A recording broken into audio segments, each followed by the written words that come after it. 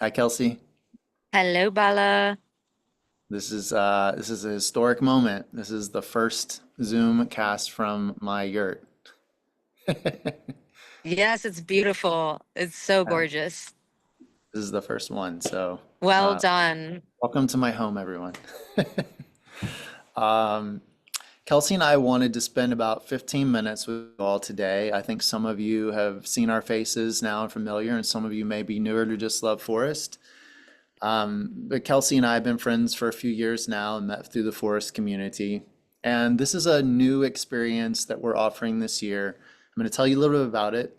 We're going to share a little bit of our stories and then just have some conversation about why we think this work is important. But this is what we're referring to as a deep forest immersion.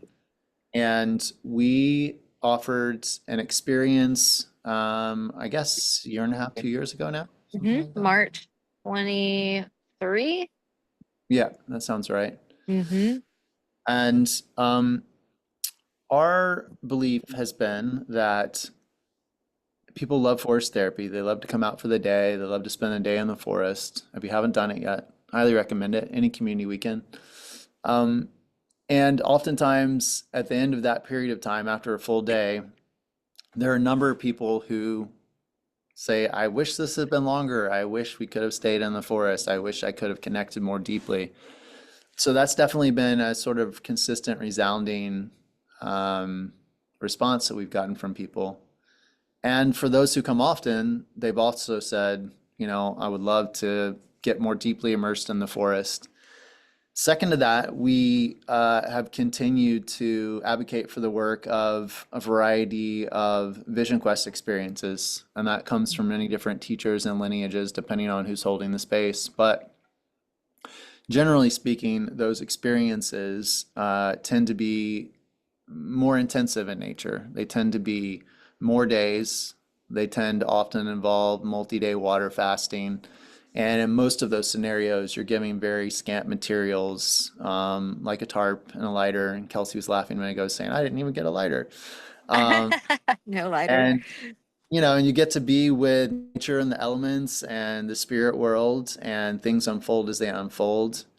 And we find that it's a deep commitment that people make. And so a smaller number of people can align that with their time, their work, and their responsibilities to feel that much deeper call. So, in observing both ends of the spectrum, we wanted to create something in the middle that is far more than a day in the forest, but is not quite as intensive as a variety of types of vision quests.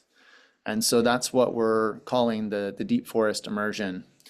And in general, we've imagined this as a one night experience, so 2 days, one night, and basically coming to the forest, getting oriented, and we're going to take you out there and get you connected to your senses, and then giving you a full day after this immersive experience that would be similar to forest therapy to really be out there on your own in the context and the safety of a container and a group. And then at the end of that day, coming back and integrating with a group and sharing. So that's what we want to talk about today. And we're inviting you all at the end of this month to come to our first Deep Forest immersion. So I'm going to circle back around now and let Kelsey tell us a little bit about her story. I'll share a little about my story, and then we'll chat a bit. Absolutely. So much to share about all of that, and what it means to immerse in general. But my name is Kelsey Wishick, and I'm currently functioning as a guide in a lot of holistic healing spaces, especially yoga, doing a lot of yoga teaching, teacher trainings, retreats, workshops. But I also do a lot of nature-based work, rewilding, and one-on-one work with folks. I have a long history of study in spiritual realms and spiritual interests. As a child, I was always like innately drawn to meditation, to sitting, to reflecting. And as a child, I would often go because we could do that back in the day. No cell phones. Get out into nature, climb a tree, really immerse into the natural state of being, which um, to simplify, as I became older, ended up becoming these longer wilderness treks, interest in multicultural vision quests and lineages of spiritual practice. One of them being involving intense fasting, which I've done with groups and I've also done on my own. And I know absolutely that that element of this experience is invitational, and we have a safe container for that. But it really has over time offered me this beautiful witnessing of what happens to the human spirit when we are out of the busy conceptual mind and into the witnessing kind of vast mind of nature. And so over the years, many years, over a decade of spending time in various wilderness landscapes, including deserts and at sea, and just being able to witness the beautiful unfolding of life that happens through us, I came to be not only what I feel like personally more awake, personally more inspired, but also personally very motivated to advocate for earth wisdom and for the beauty that that time in nature offers us. So, in addition to that, I am an artist, a musician, and an author. But really, all of my wellspring of inspiration comes from spending time in nature, reflecting and resetting over and over again, and coming back to seeing these beautiful cycles and the medicinal power of, yeah, just being in that heart centered, aligned place that our real, what I would call the real world, offers us. The real world isn't necessarily what you hear on TV, or the problems that we think are perpetuated generation after generation, but these beautiful cycles of growth and decay that we find in nature that we can witness in the forest, especially at Just Love, where there's so much preservation and protected beauty there. But yeah, before I go further into what we're going to be doing within that realm, seeking vision and clarity, I would love to hear about you too, Bala, and why you're passionate about bringing people to the forest in this way. Yeah, thanks, Kelsey. Yeah, one of the things that really drew Kelsey and I close together is I had met her kind of casually through one of our events, and she was kind of introduced initially as a yoga teacher. And then a good friend of mine gave me her book, Return to Vastness, and I picked it up one night. And it's a culmination, it's really more of a channeling, like an intuitive channeling of a culmination of her experiences around the world with these different types of immersive teachers and places. And that was really I was like, oh, I need to work with this person. We need to co-create. Mhm. So it was beautiful. It's beautiful to read that. I still love that book. Um, Myself, many of you probably know me in the context of founding Just Love Forest, and my primary modalities that I've offered to people thus far have been Shinrin Yoku, which is the Japanese word for the practice of forest bathing, often in the West known as forest therapy. And that practice is using all of your senses. It's usually a 1 to 3 hour experience. And we'll take a group and use all your senses: touch, taste, hearing, sound, intuition, and really see what's actually there from a direct experience standpoint, going beyond the labels, going beyond a pretty nature walk. And so that's my primary modality. And pretty much every retreat, we blend some form and fashion of Shinrin Yoku into the retreat experience. I'm also a 2 year trained meditation teacher through Jack Kornfield and Tara Brach's program. And the forest therapy and the meditation actually play really nicely together. We're actually instructed specifically in forest therapy never to use the meditation because it's so off-putting to so many people. So Oh, yeah. I don't say the word meditation, and then we go and have 3 hours of meditative experiences, but we don't call it meditation. Right. Um, but so it's Mhm. fun. It's fun and funny how they play together. And so, yeah, my primary offerings now with people are kind of find a variety of nature and forest therapy experiences. And yeah, that's really my background that's relevant to this. So Beautiful. Do you want to give them just a general sense of how we've imagined the experience beyond the little small call out I did in the beginning? Yeah, yeah. Thank you so much for sharing. I think the five senses aspect is so important and also very similar to how I guide people out in nature and how we literally reacquaint not only with nature, but with our own nervous system, with our own sense of being fully embodied and present on the earth, what we call AKA grounded and centered and all of those qualities.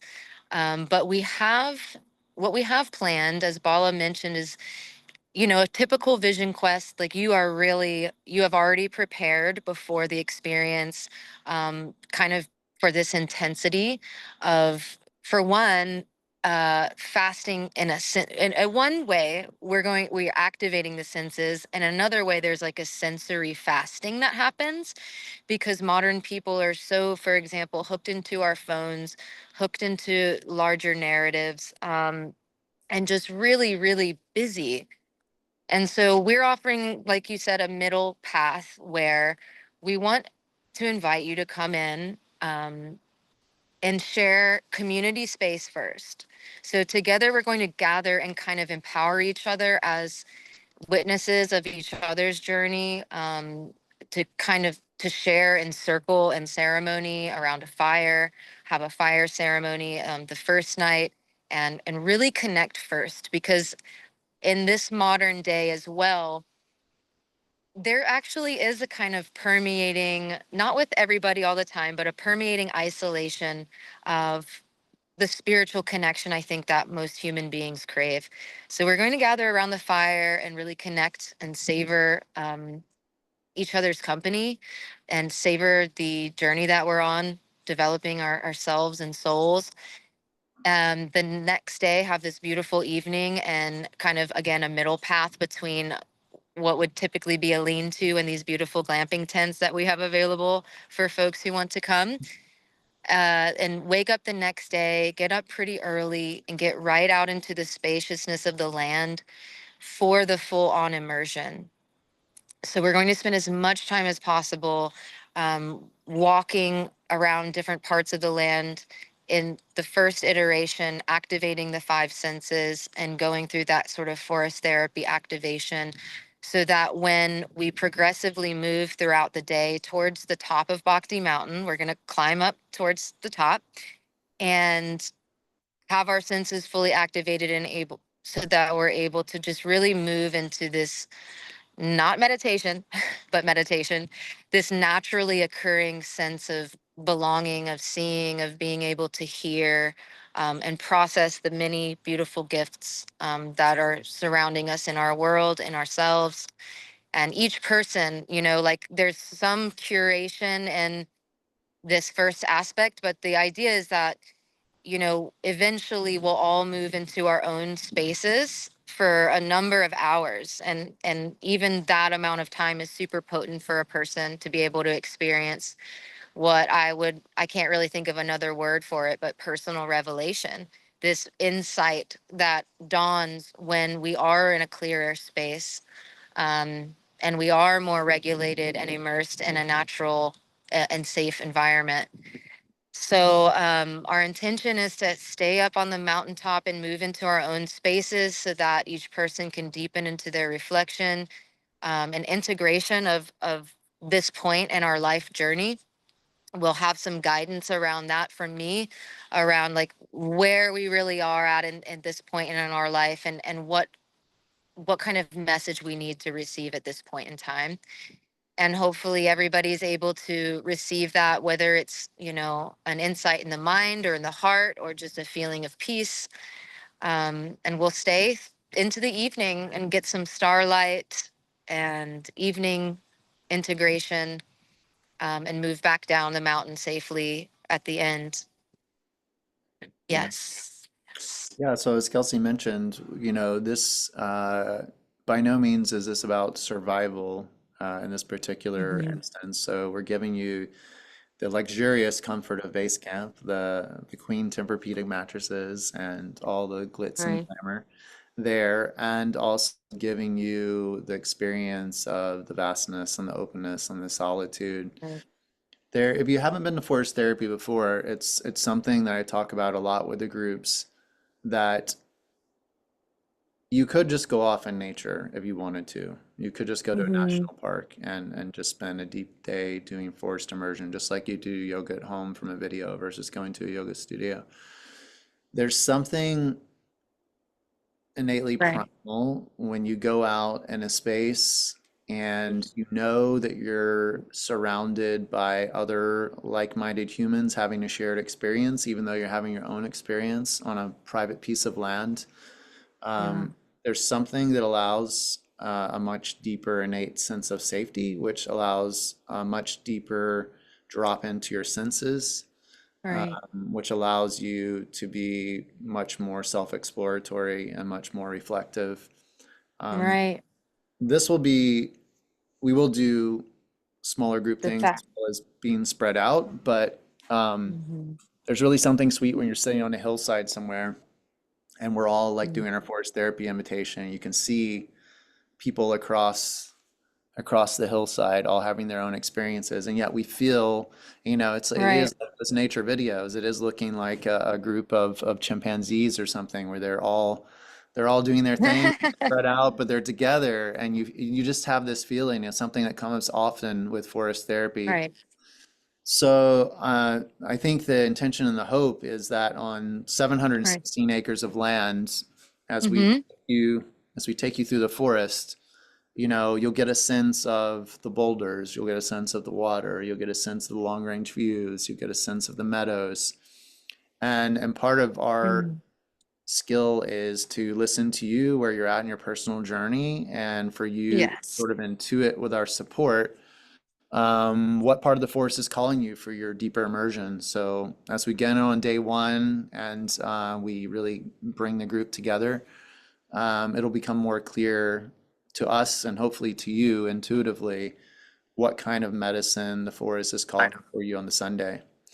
And Right. um, and Kelsey and I will be having the same experience, which is great for us. Like we will be Yeah. taking everyone up to the deep forest and we'll be taking your own private parts. I think that is something to make clear is that on the 716 acres that we have the ability to spread people out to a significant degree. So you really have your own full, deeply safe Hmm. and private experience, and yet you're still in the container of community so that you can Right. be relaxed. And Kelsey and I, like I said, we'll then after we drop all the people off, we'll also be having our own deep forest immersion experience. And at the end of the Right. day, we'll start to gather the tribe again and go back down the mountain and do some deep sharing. So, Kelsey, let's just wrap And up just by, some final thoughts. go ahead. Yeah, Oh, yeah. go ahead. Sorry. I just wanted to share a little bit more about the fasting element. Mhm. Because there is that invitation to, as we said, to do a food fast um, for that immersive element. And there is something profound. I can only say from many experiences that happens when the body is clear of food for a healthy amount of time, a healthy and safe amount of time, especially if you haven't explored it before. If you have questions about that before, we can happily answer those questions.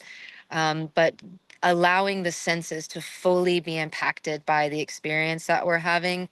And there's also some deep cellular regeneration benefits that occur when we are no longer fully digesting because that energy can actually go to cellular healing and turnover. And it is prevalent in many traditions to just to fast away from filling, and really allowing ourselves to become empty. And it is a very beautiful, I truly believe everybody should try it once experience. And I will just say it's an incredible mirror to have both silence and this kind of opportunity to be emptier physically, as far as how we meet our own minds. And what we see about maybe how we've been living, what we might need, what's true for us, these things kind of all become clear for each person. So we do have that element, that invitational element for those who would like to participate in a fast that day. We'll totally be supporting you, and we will have a conversation about it that first evening for those who are participating. Yeah, and I just think it is a beautiful practice to try at least once, and one that truly awakens a lot of profound compassion as well for just the different states of fullness and abundance and prosperity that we actually have in our lives most of the time. Most of us have many meals often, we have what we need, and just having that perspective once in our life can be a beautiful, um, give us beautiful awareness of the prosperity that we're really living in. I think of it like, a lot of times if you have an appliance that's been running in the background making some noise, like a buzzing Mhm. noise or a fan, and you're not even aware of it, and then you turn it off, and then all of a sudden you're like, oh All my God, right. I've wow, been this is digesting different. this whole time. You know, Yeah. I've been digesting for the eternity of my existence. Uh, Oh my gosh, yeah. this kind of gives your nervous system a reset just to kind of really listen to what's there. So yeah, and Mhm. in a kind way, you know, I Yeah. think I think that societally, like we're so, at least here Mm, in the West, we're so ingrained that, if you miss a meal, I mean, you could die. I mean, it yeah. is, in a kind way, it is kind of funny how we've been so enculturated that we must eat Right. 3 meals a day Right. and we must eat at a certain time. And Yeah. um, so anyway, I'm just saying, if you have any kind of phobia around that, know that it would take many, many days, especially with Yes. Yeah. you, to have any kind of danger at all whatsoever. So, and there's a lot to explore there, and I concur with Kelsey. I think if this is the perfect way to step into the world of spiritual fasting, and maybe Hmm. some of you have done some fasting for health. And I Hmm. would say it's the same and different for something like going on a spiritual quest and fasting, where you're really Right. actually not just looking at the clock and counting the calories, but part of a plan, but it's like you're Right. intentionally amplifying the sensitivity of your senses and see what's Exactly. there. So, yeah. Absolutely. Um, yeah, let's just wrap up quickly with any thoughts on the importance of this work generally. And I think the category of this work could be as broad as reconnecting to nature, just any personal thoughts, etc. I'll let you share anything and then I'll go. Yeah.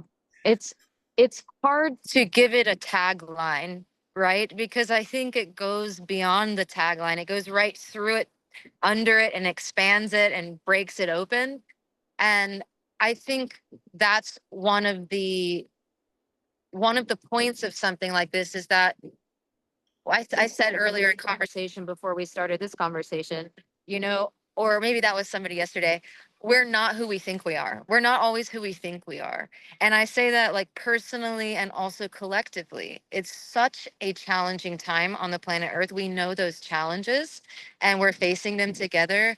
But there's also this incredibly beautiful interconnected underlayer that nature shows us, that our own spirit can show us when we allow ourselves to experience it. And I think it's just so needed um, to seek healing in a way that isn't additive. Does that make sense? Like healing isn't always doing something else on top of it. It's not always taking something in. And we're kind of in this Western mind of, I have to fix it. I have to do something about it. And this is almost the exact opposite. Like I'm just going to sit and be receptive and see what is truly going on with me, what typically happens is that there's a return to a more natural state of balance. And if a lot of the issues in our world are caused by the imbalance of humans, then it makes sense that if each human has this opportunity to return to a state of balance and learn to cultivate those skills, And while in that space, cultivating so many other skills that, like, the psychological ability to be with silence, the spiritual ability to be with life as it really is. I think just there's so many like domino effects of benefits that happen on the physical, mental, spiritual, emotional, and collective level. Yeah, and one thing we didn't really talk about yet is that this is really a bespoke experience for each person. You know, we're intending to have like 20 people at this, and so the dynamics of what each person will be seeking and what we will support them in will be different. And so some people may be really big in journaling, and we might encourage that in listening to them, and other people might always journal, and after listening to them, we encourage them not to take a journal for the day. Same thing with musical Hmm. instrument. You know, someone might be called to bring their Native American flute, and depending on listening to you, if that's an additive thing or if that's a filler and distraction, you know, then we want to intuitively figure out the best medicine for the person in the forest. So yeah, much like Kelsey said, you know, these elements don't need to be considered additive, and they also don't need to be considered restrictive. It's just like taking the medicine that's already within us and already in the forest and allowing it to just flourish and to feel it and hear it and see Hmm. it and be it. Um, and yeah, I think just overall, especially for some of these deeper experience, you know, my personal perspective that I've shared is that I still, in the midst all of the really harsh scientific facts about the nature of the situation we're in with the planet and everything else, my level of hope still exists around the fact that I still feel that it's always a lack of understanding what we are and Yes. understanding because of that lack of understanding of what we are, we don't love ourselves in the way that we're capable of. And Hmm. because of that disconnection and because of our misdirection, Hmm. we're just living in a separate, disconnected state, which I think must be very temporary in the big scheme of like how long life has flourished on the planet and most likely will continue to. And so, you know, recognizing you're part of nature, you're not just a human and you're not just a body and you are those things and you're a lot more. And not just a didactic sort of mental understanding, but these experiences to get out there and you have your own direct experience of remembrance. I think those points Hmm. of connection are what allow for the rekindling of self-love and self being much broader than my ego and my name and my social security number, my self-love becoming much broader and more holistic, of the earth being part of Yeah. me and me being part of the earth. So I think we can always talk about those things with taglines and t-shirts and bumper stickers and you know, and I think that's great. And I also think that until we get people back into these experiences, these direct Mhm. experiences, I don't know that it's Yes. transformational. It's not transformational versus just kind of motivational. And so Exactly. that's my hope with this is, and that's why I think it's important is, you know, if we all knew exactly what we were and we all knew how to love what we were, then we would start to make different decisions without a lot of coercion, whether it was financial or it was Mhm. societal pressures or whatever it was. I think we would just innately understand Yeah. what we needed to do. So yeah, I Yeah. still have Yeah. hope in that sense. Um, So yeah, we invite you to join us. Kelsey and I love hanging out and creating these experiences together. If no one came, we would still go because we just love being in the forest. Yeah, exactly. So Yes, come have yes. And fun this with is, us. it's a beautiful gift. It's our Yeah. world. It's our world. It's our lives. We do have the time, this is why we're here. I really believe it, to grow, to develop, to learn, to love more deeply. And what we have, I think that we learn, I will just say, and I won't project that, but like I've learned love more deeply through the lens of nature, through understanding that things change, that I don't possess it, that I'm here to take care of it as well, that I do have not responsibility in like the dutiful sense, but in the beautiful sense. Like I can interact with my world and make it a better place through that self-love of this one that naturally has a cause and effect that'll just it'll do other things, it'll make other choices because um, there's a reintegrated sense of belonging and purpose. So I'm very, very excited as well. And I think you said all of that beautifully. It just got me even more excited. Um, Right after the so turn of fall, too. So it's going to be yeah, nice. right after the fall equinox is actually one weekend before this. So if you have any questions for Kelsey and I, if this is something that intrigues you, and you still feel like you have some edges or questions around it, please feel free. I'll list our emails here as part of this post as well.